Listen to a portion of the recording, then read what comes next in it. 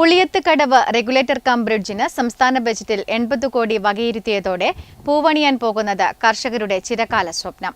രണ്ടാം വിള കൃഷി ഇറക്കുന്ന വയലുകളിലേക്ക് ഉപ്പുവെള്ളം കയറി കൃഷി നശിക്കുന്നത് തടയാൻ ഈ പദ്ധതിയിലൂടെ സാധിക്കും. കരിവെള്ളൂർ, പയ്യന്നൂർ, തൃക്കരിപ്പൂർ മേഖലകളിലെ കർഷകരുടെ ദീർഘകാലത്തെ ദുരിതത്തിനൊടുവിൽ ശാശ്വത പരിഹാരമാകുന്നു. പ്രദേശത്തെ കർഷകരുടെ ചിരകാല സ്വപ്നമായ ഉളിയത്തുകടവ് റെഗുലേറ്റർ കം ബ്രിഡ്ജിനായി സംസ്ഥാന ബജറ്റിൽ 80 കോടി രൂപ വകയിരുത്തി. രണ്ടാം വിള കൃഷിയിറക്കുന്ന വയലുകളിലേക്ക് അറബിക്കടലിൽ നിന്ന് ഉപ്പുവെള്ളം കയറി കൃഷി നശിക്കുന്നത് തടയാൻ ഈ പദ്ധതിയിലൂടെ സാധിക്കും.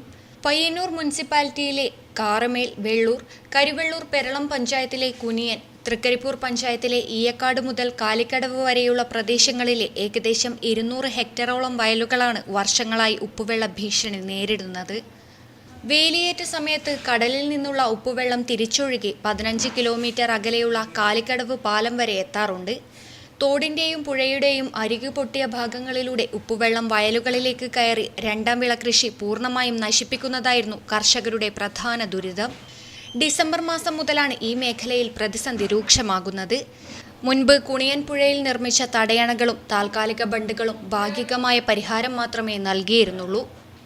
മുൻകാലങ്ങളിൽ ഉപ്പുവെള്ളത്തെ പ്രതിരോധിച്ചിരുന്ന കാര, തലിച്ചാലം ക്രോസ് ബാർ കാലപ്പഴക്കത്താൽ നശിച്ചതോടെയാണ് കർഷകരുടെ ദുരിതം ആരംഭിച്ചത്. ഇപ്പോൾ ഉളിയത്തുകടവിൽ റെഗുലേറ്റർ കം ബ്രിഡ്ജ് യാഥാർത്ഥ്യമാകുന്നതോടെ ഉപ്പുവെള്ളത്തെ തുടക്കത്തിൽ തന്നെ പൂർണ്ണമായി തടയാൻ കഴിയുമെന്ന വലിയ പ്രതീക്ഷയിലാണ് പ്രദേശത്തെ കർഷക സമൂഹം. Network news, Payyanur.